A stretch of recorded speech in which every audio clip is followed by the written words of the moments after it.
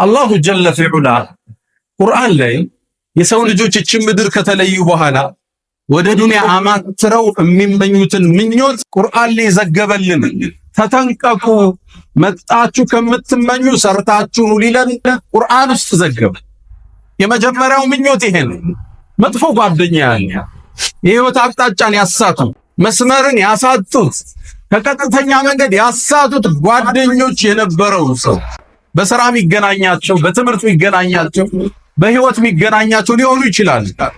ስብዕናቸው ያልተሟላ ቀጥተኛውን መስመር የረሱ ናቸው። እነዚህን ጓደኛ ያረግና እሱም መስመር ይስታል። ያኔ መስመር ከሳተ በኋላ የውመል ቂያማ መቀመጫውን ሲያይ በቁጭት ያማትራል ወደ ዱንያ። ያ ወይለታ ለይተኒ ለም አተኺዝ ፉላን ኸሊላ፣ ወይ ምኞቴ ወይ ቁጭቴ እገሌም ምነው ጓደኛ ይባላራት።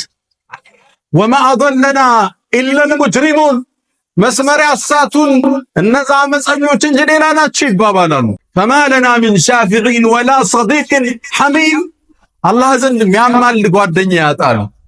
የለንም እንዴ ማን ያማልደን ይላል። የመጀመሪያው ቁጭት ጥሩ ጓደኛ ያልነበረው መስመር ያሳቱት ሰው ሴቶችም ሊሆኑ ይችላሉ። ፒር ኢንፍሉዌንስ አለ፣ የአቻ ጓደኛ ተጽዕኖ መስመር ያስፋቸዋል። አኼራ ላይ ምንዳን ሲቀበሉ ወደ ዱንያ ማትረው ምነው ገሌን ገሊት ጋር ጓደኛ ባልነበርኩ ይላል።